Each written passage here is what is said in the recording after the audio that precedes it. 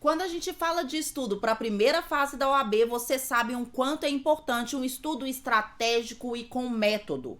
Aqui nós vamos falar sobre uma das principais matérias que é cobrada na primeira fase, que é direito do trabalho. E por que a gente precisa de estratégia e método para estudar para a primeira fase? Porque na prova da primeira fase nós temos aí a cobrança de 5 anos de faculdade, de 20 matérias. E é claro que para a gente ser aprovado, a gente não precisa estudar o conteúdo todo e também não precisa estudar as 20 matérias. A partir de hoje, nós vamos ter aí várias aulas direcionadas para vocês de forma estratégica e com os principais temas das principais matérias que vão ser cobradas no dia da sua primeira fase. Eu sou a professora Isadora Taide, eu sou coordenadora dos cursos do Isadora Taide Cursos e sou professora de vocês da primeira fase de Direito do Trabalho e Processo do Trabalho e sou a professora de segunda fase de Direito do Trabalho.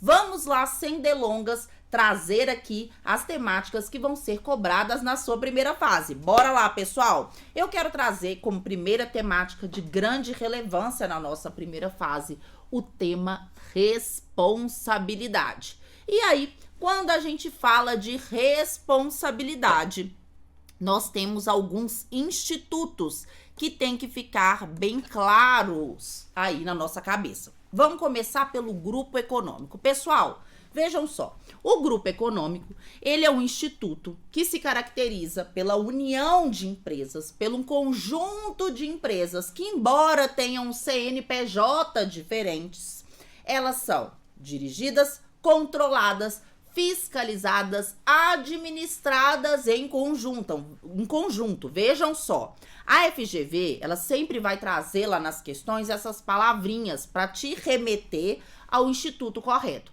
Então, quando a gente fala de grupo econômico, nós vamos ter a situação em que a gente vai visualizar aqui várias empresas, com cada uma com seu CNPJ, com CNPJ diferente, mas elas são administradas, fiscalizadas, dirigidas, controladas em conjunto. Então, o grupo econômico é a situação em que normalmente eu tenho uma empresa, que é a empresa hierarquicamente superior, que administra, controla, dirige, administra aquelas outras empresas. Um outro ponto importante para a gente caracterizar o grupo econômico é a gente entender que, apesar de serem empresas diferentes, com CNPJs diferentes, elas estão ali trabalhando para convergir para um resultado comum. Então, embora as empresas tenham CNPJs diferentes, cada trabalhinho ali de cada uma delas vai convergir para um resultado comum. Eu sempre dou o exemplo para vocês, para que fique claro na cabeça de vocês, do grupo Fiat, que é um grupo, uma concessionária, uma montadora de carros. E o grupo Fiat, que é uma montadora de carros, ela vai ter ali várias empresas dentro do grupo econômico. E cada empresa é responsável por um setor ali de toda aquela operação. Mas, no final das contas, todas aquelas empresas ali, elas convergem por um resultado, para um resultado em comum. E aí, pessoal, o que a FGV vai querer saber de vocês é a responsabilidade dessas empresas perante os créditos trabalhistas. Beleza, Isa, eu entendi o que é grupo econômico, mas qual é a relevância? O que vai me perguntar na questão? A questão vai querer saber de você se o empregado, por exemplo, trabalha de manhã para uma das empresas do grupo, à tarde para uma outra empresa do grupo, à noite, no início da noite, para outra empresa do grupo, e ele é mandado embora, como que fica o pagamento desses créditos? Será que só a empresa que ele trabalhou, prestou o serviço, que vai ser responsável pelos créditos dele? No grupo econômico, nós temos que a responsabilidade é uma responsabilidade solidária.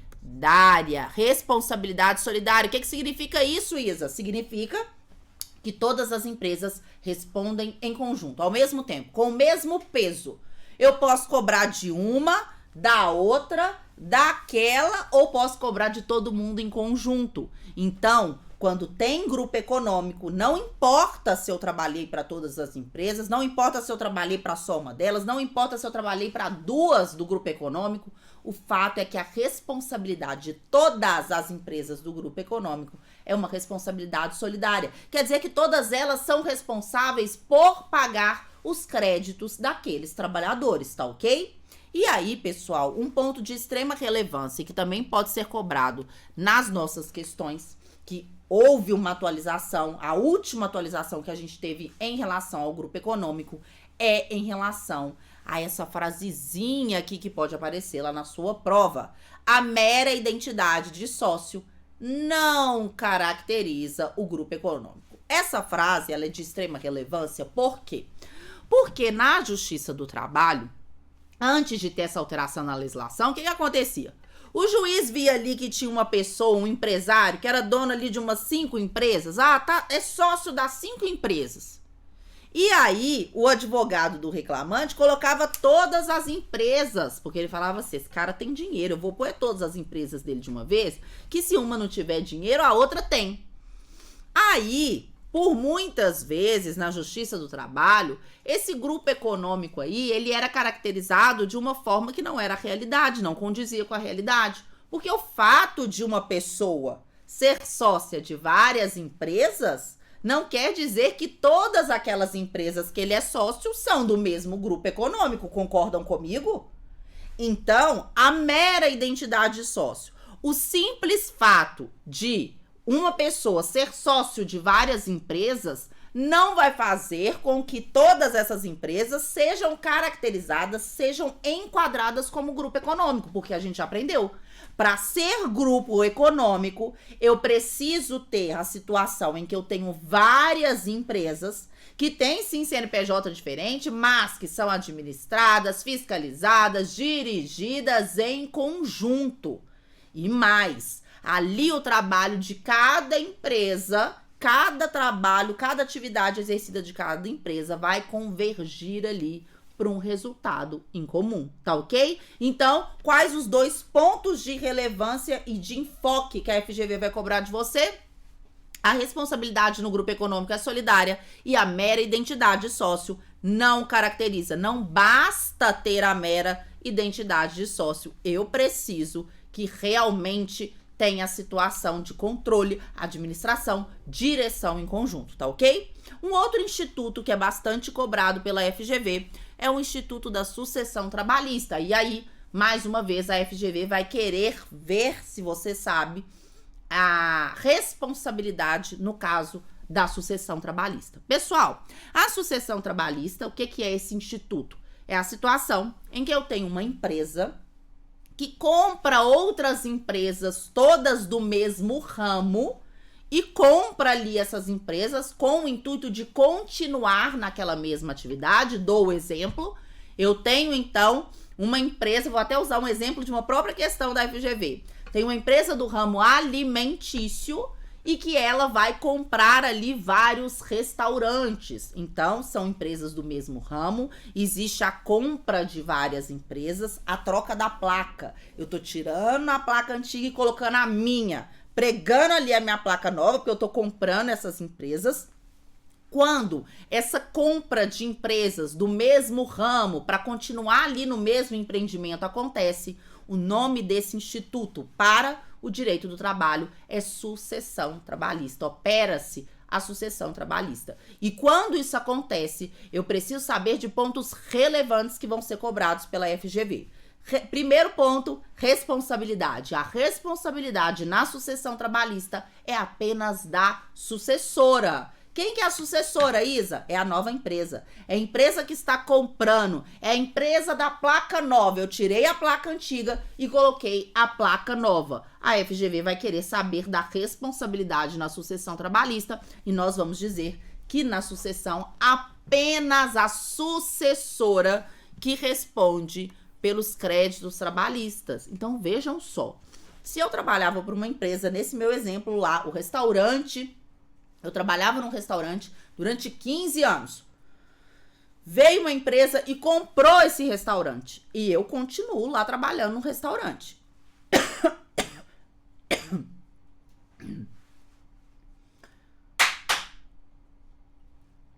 Eu continuo trabalhando no restaurante. Depois dos 15 anos, foi comprado o restaurante e depois de um dia que ele foi comprado, eu resolvo ajuizar uma ação.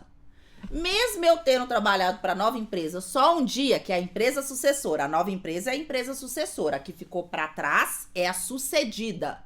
Mesmo eu tendo trabalhado um dia para a empresa sucessora, ela que vai pagar todos os meus créditos trabalhistas de 15 anos e um dia. É isso mesmo. Então, quando opera-se a sucessão trabalhista, apenas a sucessora responde. Essa é a regra. Mas aí eu quero que vocês anotem para mim a exceção aqui da sucessão trabalhista. Quando houver fraude, se houver fraude nessa sucessão, a responsabilidade será solidária. Prestem atenção aqui. A regra, então, é que só a sucessora responde, mas quando houver fraude, se o exercício deixar claro e expresso que houve fraude nessa sucessão, que houve fraude nessa compra, nessa transação, eles fraudaram ali isso, se ficar expresso no exercício que houve fraude, a responsabilidade é solidária. Isa, o que é responsabilidade solidária? Responsabilidade solidária, nós falamos no grupo econômico, é quando todo mundo responde, não tem ordem de preferência, eu posso cobrar de um, eu posso cobrar de todo mundo, eu vou cobrar de todos ao mesmo tempo. Responsabilidade solidária é a possibilidade de cobrar de qualquer um dos envolvidos ou deles, de todos os envolvidos ao mesmo tempo. Não existe uma ordem de preferência. Porque quando eu tenho uma ordem de preferência para poder cobrar, isso chama subsidiariedade. É diferente solidariedade de subsidiariedade. A solidariedade é essa situação em que eu vou cobrar ao mesmo tempo de todo mundo. E por que na fraude é solidário, pessoal? Eu quero que vocês gravem isso. Todas as vezes que houver fraude, de algum instituto, nós teremos a responsabilidade solidária. E por que isso acontece? Toda vez que alguém ou várias pessoas concorrem para um ato ilícito, porque fraude é ato ilícito, toda vez que várias pessoas concorrem para um ato ilícito, todas elas vão responder pela lambança que elas fizeram. Por isso que quando ocorre fraude, muda a responsabilidade. E isso em qualquer instituto, tá, pessoal? Qualquer instituto que ocorrer fraude, tratando-se de responsabilidade, nós vamos ter a alteração da responsabilidade para a responsabilidade solidária. Porque todo mundo ali que concorreu para fazer a baderna vai responder e vai responder em conjunto. Beleza?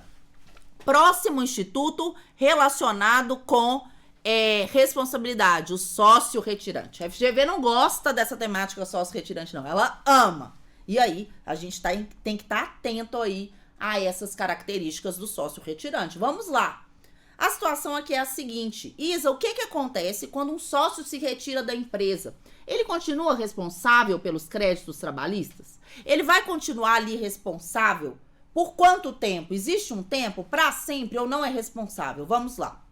No direito do trabalho, o sócio retirante, ele vai ser responsável por pagar os créditos trabalhistas, mesmo após a retirada dele, ele vai ser responsável por 2 anos após a saída dele da empresa. Entendam que a saída dele da empresa, averbada na junta comercial, retirou do contrato social. O sócio saiu da empresa não só formalmente, mas também retirou o nome dele lá do contrato social, lá na junta comercial. A partir do momento em que o sócio saiu, ele responde por 2 anos pelas ações trabalhistas ajuizadas nos próximos 2 anos após a retirada dele. Se a ação trabalhista for ajuizada depois dos 2 anos, ele não responde por nada. Então vejam que existe um marco temporal. O sócio retirante, ele vai responder apenas pelas ações trabalhistas ajuizadas em até 2 anos após a sua retirada da sociedade. Mas vejam, esse é o primeiro ponto importante, que é o marco temporal. Segundo ponto importante, dentro desses 2 anos que ele responde, porque depois de 2 anos, a ação ajuizada depois de 2 anos ele não vai responder mais, dentro dos 2 anos que ele responde de forma subsidiária. Então a responsabilidade dele não é ampla, não. Dentro dos 2 anos, ele vai responder de forma subsidiária. O que é que significa subsidiariedade? Significa que existe uma ordem de preferência. Não vai nele direto e falar, não, é você que vai responder e pronto. Não.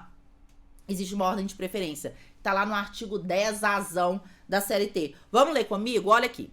O sócio retirante responde subsidiariamente pelas obrigações trabalhistas da sociedade relativas ao período em que figurou como sócio somente em ações ajuizadas até 2 anos depois de averbada a modificação do contrato. Falamos sobre isso. Observada a seguinte ordem de preferência. Primeiro, a empresa devedora. Claro, porque quem deve crédito trabalhista é o CNPJ. Então, primeiro eu vou ali na empresa devedora. Primeiro eu vou no CNPJ. Caso a empresa devedora, ela não tenha como arcar aí com esses créditos, aí eu vou para quem? Eu vou para os sócios atuais. Se tem sócio atual, se a empresa tem sócio atual, o que eu vou caçar e ir atrás de sócio retirante? Aí depois eu vou no sócio atual. Os sócios atuais também não conseguiram arcar com os créditos, aí sim que eu chego no sócio retirante. Então vejam só vocês. Não basta que a ação tenha sido ajuizada, então são 2 características, são 2 requisitos. Não basta que a ação tenha sido ajuizada em até 2 anos após a retirada dele. Tendo a ação sido ajuizada em até 2 anos após a retirada dele, ele ainda só vai responder de forma subsidiária. Então, primeiro eu vou na empresa, no CNPJ, porque quem deve crédito trabalhista é a empresa. Depois eu vou nos sócios atuais, por uma questão lógica. Não tem por que eu cobrar um cara que já saiu se tem um cara que ainda tá lá, não é isso? E aí, só depois, caso a empresa nem os sócios atuais puderem arcar aí com esses créditos, aí sim eu vou nos sócios retirantes, tá ok? E aí, o parágrafo único traz uma exceção pra gente. Então, isso que a gente acabou de aprender, gente, é a regra do sócio retirante. Qual que é a exceção do sócio retirante, gente? Fraude. Se... Eita!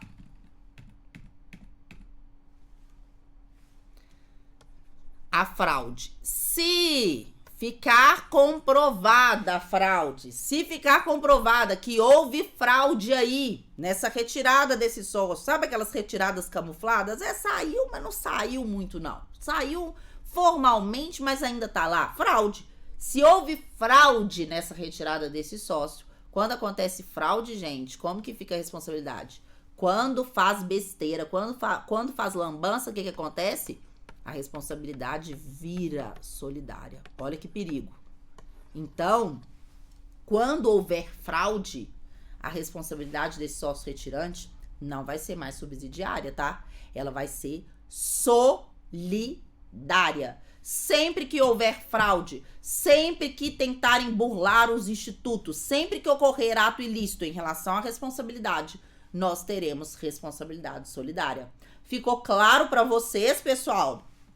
Temática super importante aí em direito do trabalho na primeira fase. Vamos para a próxima temática? Extinção contratual, rescisão indireta. Quando a gente fala de rescisão contratual, nós temos dispensa imotivada, demissão, justa causa, rescisão indireta, culpa recíproca. E a rescisão indireta é uma das formas de extinção de contrato que a FGV mais gosta de cobrar. E por quê? Porque ela tem requisitos específicos para ser configurada. Vamos lá. Quando que a rescisão indireta ela vai acontecer? A rescisão indireta é a situação em que o empregado sai do emprego, só que por uma culpa do empregador. Então, a rescisão indireta é a situação em que o empregado pede para sair, o empregado fala que quer sair do emprego, mas não é igual uma demissão, em que o empregado simplesmente quer sair da empresa. A rescisão indireta é a situação em que o empregado quer sair da empresa, mas por uma culpa do empregador. O empregador cometeu uma falta grave, o empregador agiu com culpa e aí o empregado quer pleitear no judiciário a saída dele da empresa, mas não simplesmente porque ele quer, mas por uma falta grave cometida pelo empregador. Isso é a rescisão indireta que está lá no artigo 483. E quando você vai lá no artigo 483, você vai ver várias hipóteses de justa causa que podem acontecer. né? Nós podemos ter justa causa do empregador, né, gente? Rescisão indireta é justa causa do empregador. Na rescisão indireta, a gente pode ter a situação em que o empregador, ele trata o empregado com rigor excessivo. O empregador, ele agride fisicamente, verbalmente, moralmente o empregado. O empregador descumpre obrigações contratuais. E aí, descumprir obrigações contratuais, quais os exemplos que a FGV gosta de cobrar? Exemplos de descumprimento contratual que vão gerar rescisão indireta. Falta de pagamento de vale-transporte. Se o empregador não paga vale-transporte para o empregado, como é que ele vai trabalhar? Falta de recolhimento de FGTS, que acaba impossibilitando que o empregado, por exemplo, possa fazer um saque antecipado para a compra de um apartamento. Falta de pagamento de salário por 3 meses. Deixou de pagar salário 1 mês, não caracteriza rescisão indireta. Deixou de pagar salário 2 meses, não caracteriza rescisão indireta. Para ter rescisão indireta, tem que ter a falta de pagamento de salário por 3 meses. Então, falta de pagamento de vale-transporte, falta de recolhimento de FGTS, não pagamento de salário por 3 meses. Temos também a situação em que o empregador reduz de forma sensível o salário do empregado que recebe por tarefa, por comissão, por produção. Exemplo, o empregado trabalha numa empresa em que ele recebe pela quantidade de brinquedos que ele produz, hipoteticamente. Então, a cada carrinho que ele produz, o empregado ganha X. A cada castelinho que o empregado monta ali, aquele brinquedo, ele recebe Y. O empregado, ele recebe pela produção dele. Só que aí o empregador simplesmente para de comprar matéria-prima. O empregador para de comprar matéria-prima e isso acaba fazendo com que o salário do empregado vá lá para baixo, mas não por culpa do empregado. Ele não está conseguindo produzir porque o empregador não está comprando matéria-prima. E como o salário dele é atrelado à produção dele, o salário dele foi lá embaixo, mas não por culpa do empregado que não quer produzir, mas por culpa do empregador que não está fornecendo a matéria-prima. Essa situação em que o empregador reduz o salário do empregado de forma sensível, que recebe por produção, que recebe por tarefa, também é hipótese de rescisão indireta.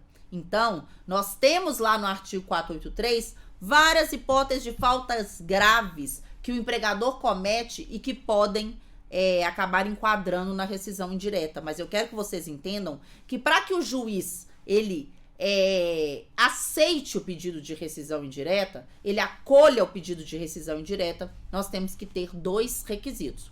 Primeiro requisito, que realmente o empregador tenha cometido uma falta grave prevista no artigo 483 da CLT, que é o nosso primeiro requisito.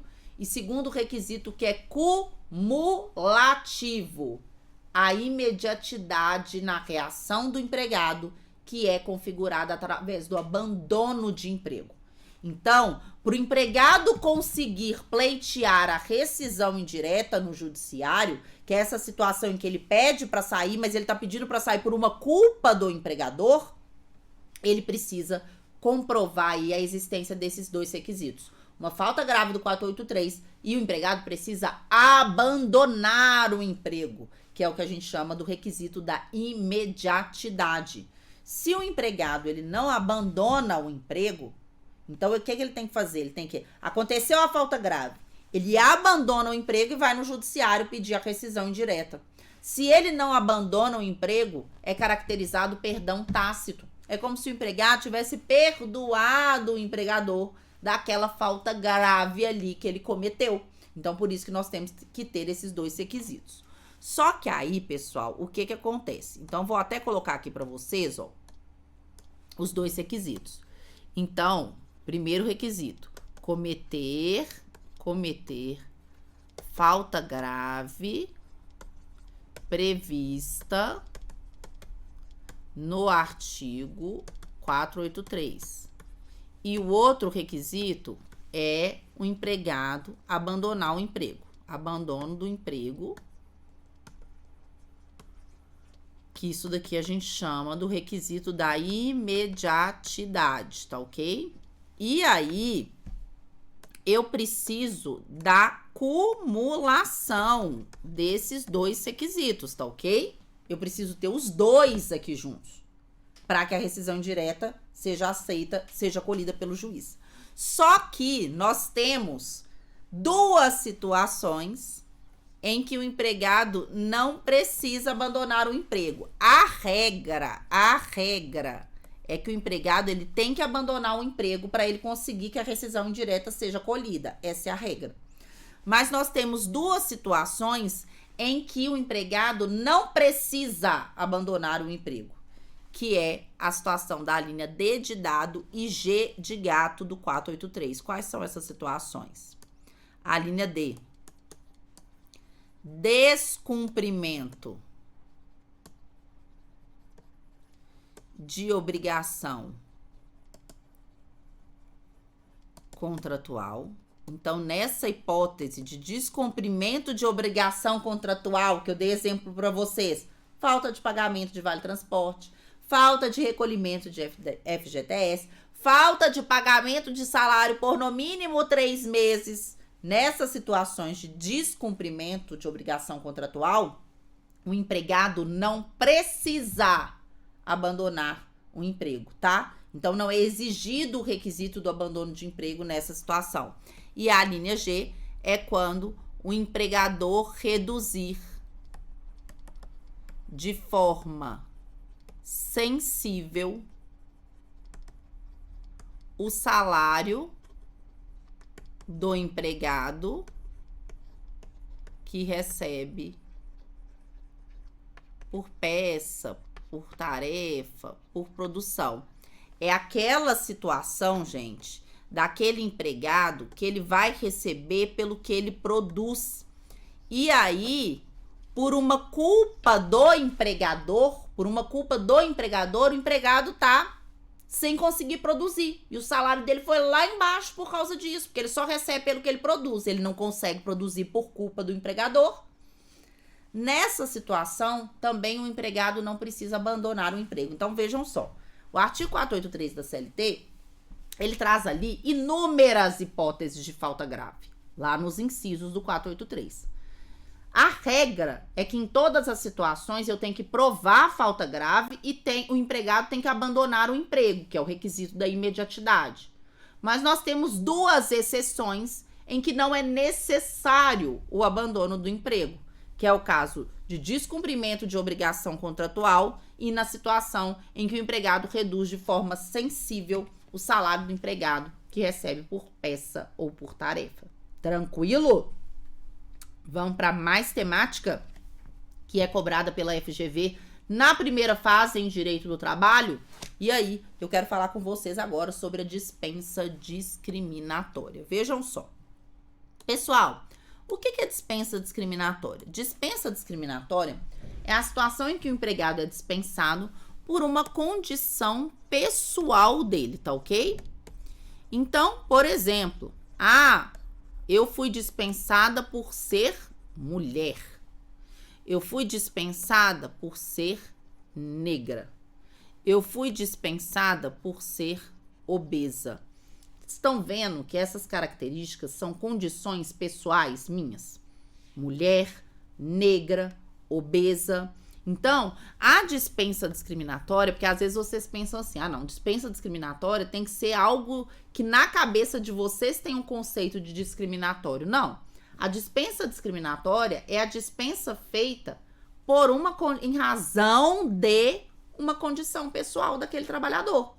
Então, quando eu vou pleitear na Justiça do Trabalho, falando assim, olha, eu fui dispensada discriminatoriamente. E o que eu tenho direito quando eu sou dispensada discriminatoriamente?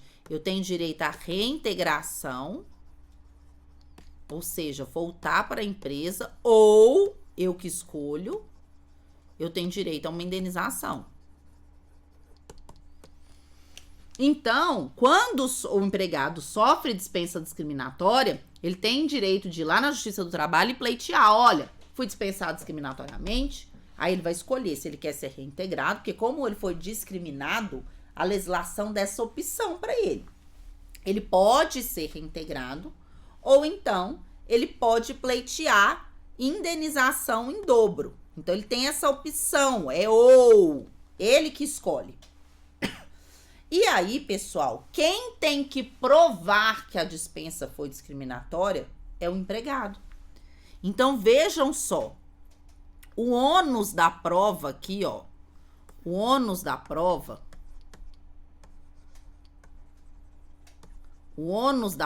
na dispensa discriminatória é do empregado.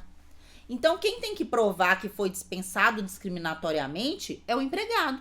O empregado vai ter que provar para o juiz que ele foi dispensado por ser mulher, que foi dispensado por ser negra, negro, que foi dispensado por ser obeso, obesa. Então, a prova, o ônus da prova, quando eu falo ônus da prova, o que significa ônus da prova, gente? Ônus da prova é quem tem obrigação de provar. Eu costumo dizer que é quem é que tá com a batata quente na mão.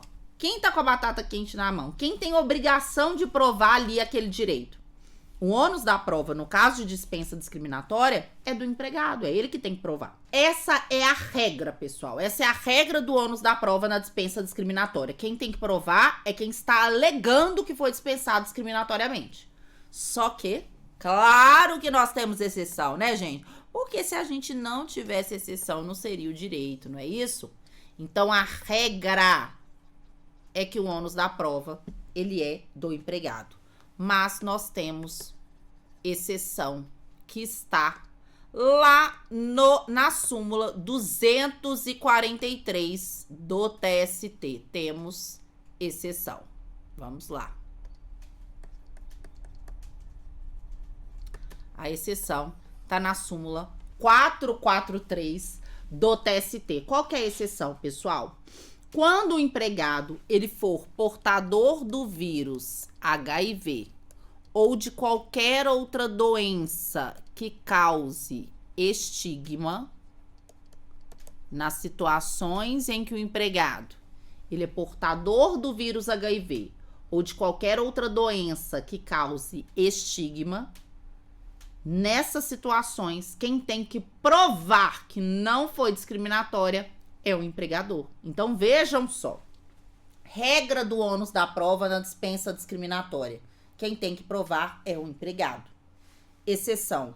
Quando se tratar de portador do vírus HIV ou de trabalhador que tenha qualquer outra doença que cause estigma, nessas duas situações, não é o empregado que tem que provar que foi dispensado discriminatoriamente. Nessas duas situações, há uma presunção de que ele foi discriminado. E aí, quem tem que provar que não houve discriminação é a empresa. E aí, gente, o que é doença que cause estigma? É aquela doença que você olha e você vê que a pessoa está doente, tá? A FGV, ela já usou o exemplo do caso do câncer em estado avançado, que às vezes você olha para a pessoa e você consegue identificar que ela está doente. Então, nessas situações em que o empregado é portador do vírus HIV ou ele tem alguma doença que causa estigma, que você olha e você já percebe que a pessoa está doente, nessas situações, o ônus da prova é da empresa. Beleza? A FGV vai pegar aí nessa diferenciação do ônus da prova. Próxima temática, tempo à disposição. Pessoal, o negócio é o seguinte.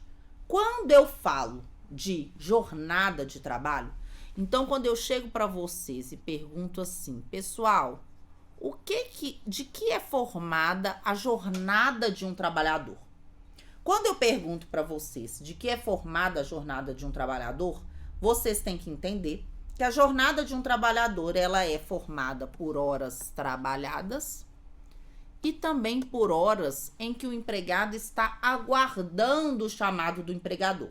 Então, todas as vezes que você quer calcular as horas extras de um empregado, você vai verificar para fazer o cálculo das horas extras, as horas ali que ele efetivamente está trabalhando, mas você precisa ter o conhecimento de que as horas em que o empregado está aguardando o chamado do empregador também são consideradas jornada de trabalho. E aí, o nome que a gente dá para essas horas, o nome que a gente dá para essas horas em que o empregado está aguardando o chamado do empregador, é tempo à disposição.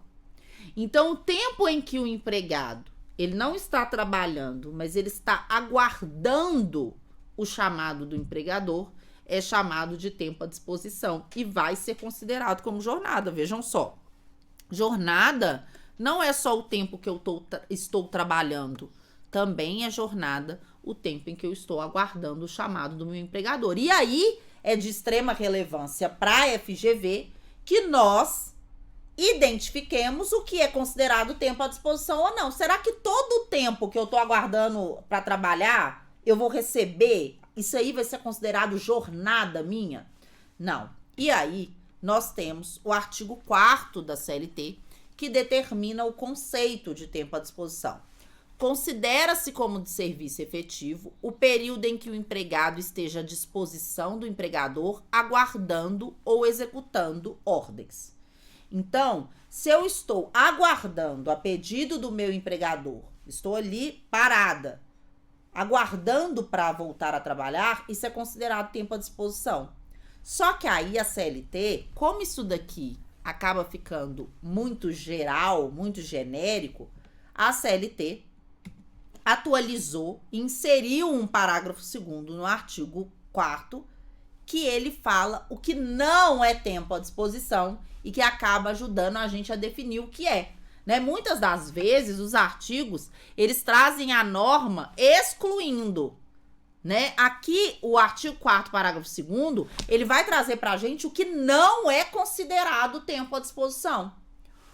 E aí ele vai falar que não é considerado tempo à disposição o tempo em que o empregado, por escolha própria, está ali exercendo atividades particulares. Então, se o empregado está parado no serviço, mesmo que for falando assim, não, eu tô parado aqui, mas eu vou voltar a trabalhar. Se ele tá parado por escolha própria, para exercer a atividade particular dele, o empregador não vai pagar por esse tempo. Esse tempo não vai ser considerado jornada de trabalho. Então, o artigo 4º, parágrafo 2º, ele traz as situações que não são consideradas tempo à disposição. E ela traz vários exemplos. Isso aqui são exemplos. Não é taxativo, não é só isso que não é tempo à disposição. Então, práticas religiosas. Se tem empregado que ali, durante o tempo da jornada dele, ele vai fazer algo que é relacionado à prática religiosa, o empregador, ele não vai pagar por aquele tempo, não. O empregador, ele pode descontar aquele período da jornada do empregado. Descanso que for por escolha própria, que for para atividade particular, gente, porque se esse descanso ele é determinado pelo empregador, é tempo à disposição, né? Se é determinação, pessoal, entendam isso. O artigo fala que não é tempo à disposição algo que eu fico parada por escolha própria para exercer atividade particular. Quer dizer que tudo que for determinação do empregador, eu estou fazendo aquilo ali por determinação do empregador, se é determinação do empregador, é tempo à disposição. Foi o empregador que determinou, é ordem do empregador, é tempo à disposição, é jornada de trabalho, você vai receber por aquilo. Se você está fazendo algo por escolha própria, para atividade particular sua, isso não é tempo à disposição, não vai ser jornada e o empregador vai descontar da sua jornada esse período, tá? Então, não é tempo à disposição também, não é tempo à disposição. Lazer, claro, você acha que o empregador vai ficar pagando pelo tempo que está ali de lazer? Estudo. Tenho prova na faculdade hoje à noite, vou dar uma paradinha aqui no meu serviço, vou dar uma estudada. O empregador não é obrigado a pagar o tempo que você está estudando para provinha de faculdade, não. Ele pode, inclusive, descontar esse tempo da sua jornada. Não é tempo efetivo de trabalho isso. Alimentação. Sabe aquele lanchinho da tarde? Lanchinho da tarde que os funcionários descem para comer um bolinho, um pastelzinho, fumar um cigarro? Aquele tempo lá que ninguém falou com eles que existe, mas todo dia à tarde, 4 horas da tarde, o povo desce pra fofocar. Se aquele período ali dessa alimentação não é determinado pelo empregador e não tá na obrigatoriedade dele, porque ele tem um tempo para determinar de alimentação pro trabalhador, se é tempo extra, se é você que tá fazendo aquele tempo para fazer uma fofoquinha, é praxe já do escritório, o empregador pode descontar da sua jornada. Olha, esse tempo aqui, esses 30 minutos que vocês ficaram lá embaixo fofocando, não é jornada de trabalho. Por isso que hoje em dia, muitas empresas, inclusive, elas colocam ali o ponto dentro do... antes de você entrar num ambiente comum ou na cozinha. Porque aí toda vez que você quiser ir lá, dar uma fofocadinha, comer um lanchinho que não é determinado pelo empregador, vai ser contabilizado o tempo que você ficou lá na fofoca e aquilo vai ser descontado. Não é tempo de trabalho. Tá? Entendam, todas as pausas, todo momento em que você tá por escolha própria para exercer uma atividade particular sua, isso não é tempo à disposição, isso não é jornada de trabalho, o empregador pode descontar da sua jornada, ele não vai pagar por isso. Atividade de relacionamento social, fofoca, não é? Higiene pessoal, troca de uniforme, e aí, vejam só, esse inciso aqui a FGV gosta muito, tá? Troca de uniforme. Quando não houver obrigatoriedade de realizar a troca na empresa. Porque se é obrigado você colocar o uniforme, se o empregador te obriga a colocar o uniforme dentro da empresa, vocês não concordam comigo que é uma determinação do empregador? Se você é obrigado a colocar o uniforme dentro da empresa, é uma determinação do empregador. Se é determinação do empregador, é tempo à disposição, é jornada de trabalho. Você recebe como se estivesse trabalhando. Então, você sempre vai fazer no exercício essa comparação, essa dualidade, esse parâmetro. Se você está fazendo, se o trabalhador está fazendo algo por escolha própria, para atividade particular, isso não é tempo à disposição, isso não é jornada de trabalho, isso não vai ser contabilizado para efeito de cálculo de hora extra. Agora, se o que você está fazendo é uma determinação do empregador, se é uma determinação do empregador, é tempo à disposição. Só não vai ser tempo à disposição se for por escolha própria, se for para exercer atividades particulares. Beleza? Bora para a próxima temática. Transferência. Pessoal, aqui na transferência, eu quero que vocês entendam que a FGV, ela sempre vai querer dar um enfoque em 2 pontos diferentes, em 2 perguntas diferentes. Vejam só.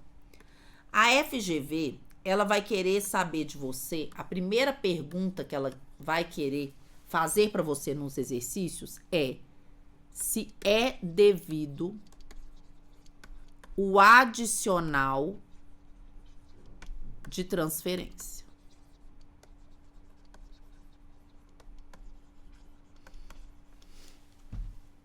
Então, essa é uma das perguntas que a FGV vai fazer. A outra pergunta, que são perguntas, então, diferentes, são 2 perguntas diferentes. A outra pergunta que a FGV vai querer saber de você é se a transferência é legal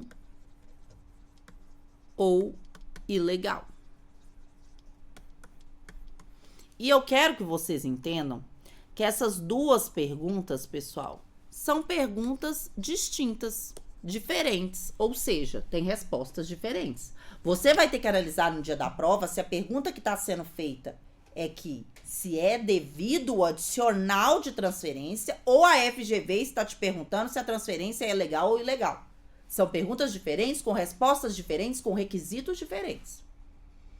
E aí eu quero que você entenda que para você responder essa primeira pergunta, em um caso concreto, se o adicional de transferência ele é devido ou não, você sempre tem que analisar a existência de 2 requisitos, que são cumulativos: mudança de domicílio e provisoriedade. Para que o empregado tenha direito à percepção do adicional de transferência, você precisa verificar se a transferência acarretou a mudança de domicílio e se a transferência teve provisoriedade, foi provisória. Quando eu tiver acumulação desses dois requisitos, o empregado vai ter direito ao adicional de transferência. Então, para o empregado ter direito ao adicional de transferência, nós precisamos da acumulação de dois requisitos: a mudança de domicílio e a provisoriedade. Então, por exemplo, fulano foi transferido de Belo Horizonte para São Paulo por 4 meses. Tem direito ao adicional de transferência? Tem, porque Belo Horizonte para São Paulo teve mudança de domicílio e 4 meses é provisório. Foi transferido de Belo Horizonte para o Rio de Janeiro. Tem direito ao adicional de transferência por 5 meses? Tem, porque teve mudança de domicílio, foi 5 meses, foi provisório. Isa, o que é provisório? Provisório é tudo que não é em caráter definitivo. Então, que você vai e volta. A FGV, ela vai ser sempre muito objetiva. Então, ela fala 3 meses, 4 meses, 5 meses. Quando ela quer falar que não foi provisória, ela fala que o cara só foi transferido. Foi, não voltou. Se não voltou, foi definitivo. E quem vai definitivo não tem direito adicional de transferência. Porque para ter direito ao adicional de transferência, eu tenho que ter 2 requisitos: mudança de domicílio e provisoriedade. E aí eu quero que vocês entendam que quando eu falo que o adicional de transferência, ele tem que ter esses 2 requisitos, ele tem que ter ele tem que ter os 2 requisitos. Você não tem que analisar mais nada para me dizer, para me responder a pergunta número 1. É devido ao adicional de transferência? Você só tem que se atentar a esses 2 requisitos: mudança de domicílio e provisoriedade.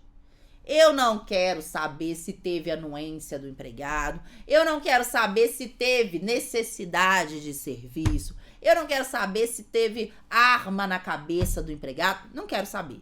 Para você me responder se é devido ao adicional de transferência, você vai analisar 2 requisitos cumulativos: se teve mudança de domicílio e se teve provisoriedade cumulativo, o empregado tem direito ao adicional de transferência, beleza?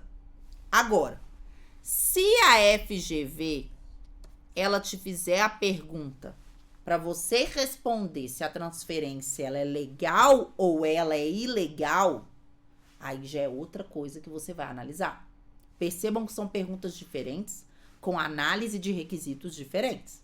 Já falei que para você responder se o adicional de transferência é devido, bastam 2 requisitos: mudança de domicílio e provisoriedade. Tem esses 2, tem direito ao adicional de transferência. Agora, para você responder se a transferência foi legal ou ilegal, você vai verificar se teve anuência e necessidade de serviço. Então, vejam só. O que faz uma transferência ser legal ou ilegal, que é totalmente diferente de eu perguntar se o cara tem direito ao adicional de transferência, para você me dizer se uma transferência foi legal ou ilegal, você vai analisar se houve anuência do empregado em ser transferido e você vai analisar se aquela transferência ela ocorreu por necessidade de serviço. Porque transferências só podem ser operadas por necessidade de serviço e com anuência do empregado. Se por um acaso naquela transferência não houve anuência ou não houve necessidade de serviço, a transferência é ilegal. Mas aí vejam só como as 2 perguntas, elas devem ser analisadas cada uma com seus requisitos para vocês não fazerem confusão. E é o que vocês mais fazem. Quando eu chego para vocês e dou um exemplo, deixa eu colocar aqui um exemplo para vocês agora entenderem e ficar bem fixado. Exemplo. Transferi Pedro de São Paulo para BH por 5 de São Paulo para BH por 5 meses, porque eu não vou com a cara de Pedro. Não ir com a cara é não gostar, né, gente? Eu não vou com a cara de Pedro. Então, eu sou chefe de Pedro. E aí eu transferi o Pedro de São Paulo para BH por 5 meses, porque eu não vou com a cara dele. Aí eu quero que ele fique longe de mim. Transferi. Beleza. Aí a FGV deu esse exemplo. E aí ela vai perguntar para você assim: Pedro, tem direito ao adicional de transferência? Olha para o slide antes de responder. Olha para o slide e veja quais são os requisitos. Quando a FGV pergunta, Pedro tem direito ao adicional de transferência? Sim, Pedro tem direito ao adicional de transferência. Por quê? Porque ele teve mudança de domicílio e foi provisório. Se eu tenho os dois requisitos, mudança de domicílio e provisoriedade, o Pedro tem direito ao adicional de transferência. Basta eu avaliar isso. O que eu não quero é que vocês misturem as coisas, porque aí, como o exercício deixa claro que não teve necessidade de serviço, vocês têm mania de falar, não tem direito ao adicional de transferência. O que a necessidade de serviço interfere no direito ao adicional de transferência do empregado? Em nada. Em nada. Para você responder a pergunta da FGV, se o empregado tem direito ao adicional de transferência, você vai levar em conta apenas 2 requisitos. Teve mudança de domicílio e provisoriedade? São requisitos cumulativos, tem que ter os 2. O cara tem direito ao adicional de transferência. Agora, se a pergunta da FGV for outra, a FGV perguntou se a transferência foi legal ou ilegal. Aí, se a FGV perguntou se a transferência foi legal ou ilegal, você vai ter que olhar se teve anuência do empregado, se teve necessidade de serviço. E aí, se eu mandei o cara, transferi o cara, porque eu não vou com a cara dele, não tem necessidade de serviço. Então, essa transferência é ilegal. Então, percebam que eu vou ter uma transferência ilegal, mas que o empregado tem direito a receber o adicional de transferência. Uma coisa não tem nada a ver com a outra. Eu preciso analisar cada coisa de acordo com seus requisitos específicos. Tá claro para vocês? Vamos lá para mais uma temática que vai ser cobrado na sua primeira fase da OAB. Vamos lá? Pessoal, antes de eu entrar aqui nessa última temática, quero lembrar a vocês que nós estamos aí com as inscrições abertas para o protocolo de 30 dias para a primeira fase. Então, se você quer ser aprovado no próximo exame, estudando 30 dias, estudando curto prazo de tempo, mas com estratégia, com método, com apenas 4 tarefas por dia, eu deixei aqui abaixo desse vídeo o link de inscrição para o protocolo de 30 dias. E aí é só você fazer sua inscrição, que um pouco depois que você fizer a inscrição, você recebe um boas-vindas meu lá no seu WhatsApp. 30 dias, apenas 4 tarefas por dia. É possível ser aprovado na primeira fase? É sim, mas com método e estratégia, tá? Tô esperando vocês. Não se esqueçam que a gente tem essa semana aí bastante conteúdo aqui gratuito para vocês, tá bom? Bora lá para a próxima temática, que não cai na primeira fase não, despenca. Vamos lá, pessoal, interrupção e suspensão do contrato de trabalho. Interrupção e suspensão são 2 institutos jurídicos do direito do trabalho que têm uma característica em comum e uma característica diferente. Vamos lá. A interrupção e a suspensão são situações em que o empregado não trabalha, tá ok? Tanto na interrupção quanto na suspensão, o empregado não trabalha. Esse é o ponto em comum entre esses 2 institutos. O empregado não trabalha. Mas qual é o ponto que diferencia esses 2 institutos? Na interrupção, o empregado não trabalha, mas recebe salário. Na suspensão do contrato de trabalho, o empregado não trabalha e não recebe salário. Então, pessoal, vejam só. Sempre que eu for definir se um instituto do direito do trabalho, do contrato de trabalho, ele é interrupção ou suspensão, eu vou ter que ficar atenta ao conceito desses dois institutos. Na interrupção do contrato de trabalho, o empregado recebe salário do empregador. E na suspensão, o empregado não recebe. É só você lembrar, suspensão, tá suspenso o salário, não tá pagando o salário. Na suspensão não há pagamento de salário, na interrupção há pagamento de salário. E aí a FGV sempre vai trazer uma questão para vocês identificarem ali naquele caso em questão se é hipótese de interrupção ou se é hipótese de suspensão do contrato de trabalho. E você vai ter que trazer ali nas assertivas a resposta correta. Vamos lá fazer umas análises para a gente fazer o raciocínio aqui? Pessoal, vamos lá. Se a FGV perguntar para vocês, férias, as férias no contrato de trabalho do empregado, as férias, vou passar um risco aqui, as férias, gente, elas são interrupção ou suspensão? Nas férias, o empregado não trabalha. Não trabalha. Mas ele recebe ou não recebe salário nas férias? Recebe. O empregado recebe pagamento de férias. Então, as férias são hipótese de interrupção do contrato de trabalho.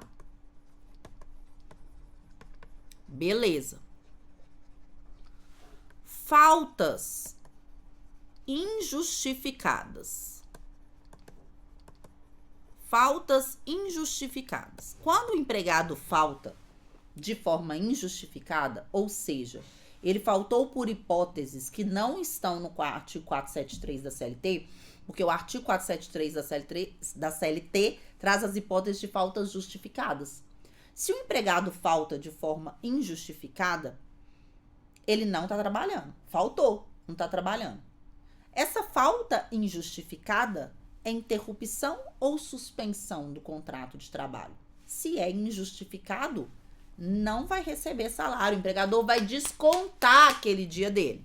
Então, é hipótese de suspensão do contrato de trabalho, não é mesmo? Outro exemplo. Vamos supor, deixa eu até apagar aqui. Vamos supor que o exercício lá da OAB tenha falado sobre afastamento por acidente de trabalho, tá?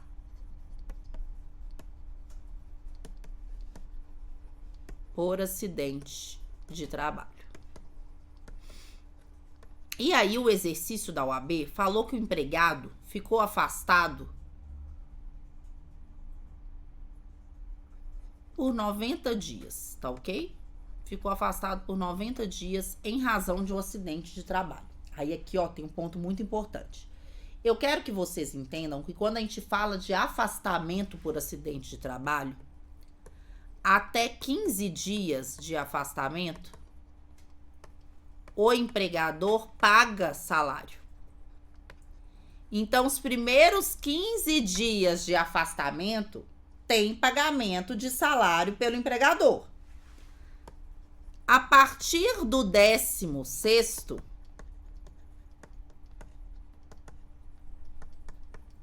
o INSS que começa a pagar o benefício.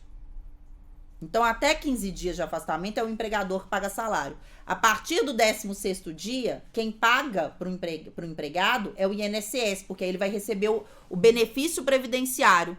Então, pessoal, olha aqui essa situação. Em caso de afastamento por acidente de trabalho, que o empregado ficou afastado por 90 dias, os 15 primeiros dias é interrupção do contrato de trabalho. Por quê? Porque nos 15 primeiros dias quem está pagando salário é o empregador e a partir do 16º dia é suspensão do contrato de trabalho, porque o empregador para de pagar salário e quem começa a pagar o benefício é o INSS. Então, vejam só que interessante. O conceito de interrupção do contrato de trabalho, ele é feito com você fazendo a análise se é o empregador que está pagando o salário. Salário, quando a gente fala que há pagamento de salário, salário obrigatoriamente tem que ser pago pelo empregador. Salário obrigatoriamente tem que ser pago pelo empregador. Se é o INSS que está pagando, não está tendo pagamento de salário, por isso é suspensão. Então, a FGV, quando ela tratar de afastamento por acidente de trabalho, ela sempre vai identificar na questão e te direcionar para você responder. Ela vai querer saber se é dos 15 primeiros dias ou se é a partir do 16º, porque muda o instituto. Até 15 dias é considerado interrupção, porque há pagamento de salário pelo empregador. E a partir do 16º dia, quem vai pagar ali o salário não é o salário, quem vai pagar o benefício é o INSS, por isso que é caso de suspensão. E aí, eu quero trazer um outro ponto de extrema relevância que a FGV pode querer cobrar de vocês e já cobrou inúmeras vezes. E como eu disse para vocês, direito do trabalho e processo do trabalho são as matérias com maior padronização de temática. Por isso que meus alunos, gente, eles fecham ética, trabalho, processo do trabalho, não é? Porque são temáticas, são matérias com muita padronização. E em estudo de primeira fase, a gente tem que fazer isso. A gente tem que correr atrás do que sempre cai, não é isso? Um outro ponto relevante que eu acho que a FGV pode vir a cobrar de novo, porque ela já cobrou inúmeras vezes, é o seguinte: vocês precisam entender, quando eu falei de suspensão do contrato de trabalho, nós falamos que não há pagamento de salário na suspensão. E quando eu digo que não há pagamento de salário, eu quero que vocês entendam que não há pagamento de salário e também não há recolhimento de FGTS. Então, todas as vezes que nós falamos de suspensão do contrato de trabalho, não há pagamento de salário e também não há recolhimento de FGTS, tá ok? Só que no direito, se não tiver exceção, não é o direito, não é? Então, a regra é que na suspensão do contrato de trabalho, não há pagamento de salário e não há recolhimento de FGTS pelo empregador. Mas nós temos duas exceções em que são casos de suspensão do contrato de trabalho, mas vai ter recolhimento de FGTS. Percebam que a exceção é só em relação ao FGTS. Porque se é hipótese de suspensão do contrato de trabalho, não há pagamento de salário.